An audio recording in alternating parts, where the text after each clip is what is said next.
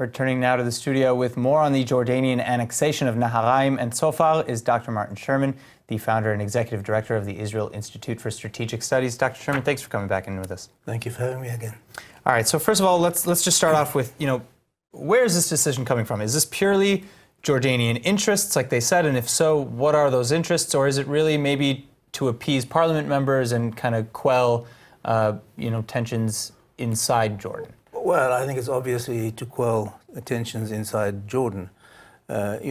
Formally, it's not really a violation of the treaty, or at least not the letter of the agreement, but it certainly is a violation of the spirit of the agreement.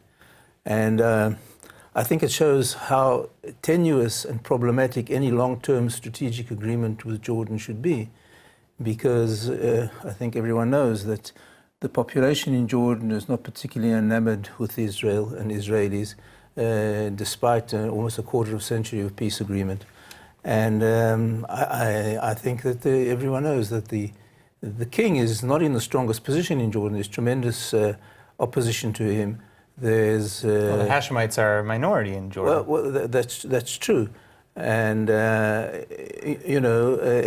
agreement we can see would be subject to fluctuations in public opinion, and they could either renege or be replaced by some other more radical successor. So I think Israel should. The basic assumption of Israeli policy should be that the Hashemite dynasty has a limited shelf life, and I think it has to. It has to formulate its policy according to that. So you would agree that this move, this re-annexation of these two areas, you believe that this is truly a sign of failing diplomacy between the two nations? Well, I don't it's a failing of diplomacy, because I think there's a huge disparity between the goodwill that Israel's shown and the mean-spiritedness that Jordan's shown over the time. Every small diplomatic incident's been blown out of proportion. I think that there are advantages for Israel in this agreement, but I think Israel should be aware of the fact that it's certainly not going to be a long-term deal. Well, what are some of the advantages you just mentioned? Well, considering some of the alternatives, the radical Muslim Brotherhood regime instead of the current regime was probably be more difficult for Israel to deal with. But I don't think that Israel really has any cause to prevent such an event, especially over time. I don't think that put it this way, in many ways, the kind of regime you have in Jordan is in many ways an anachronism.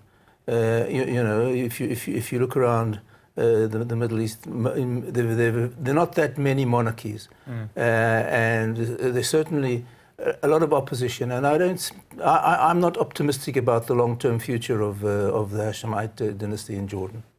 All right. Well, but just may add that sure. even if the king stays in power, he may be under such pressure from radical elements that he has to do their bidding. He won't be the partner that we once had. All right, well, Dr. Martin Sherman, I really hope, unfortunately for the Middle East's sake, that you're wrong in this case. I'd be happy to be proved wrong. Yeah. Dr. Sherman, thank you so much for coming in. Thank you.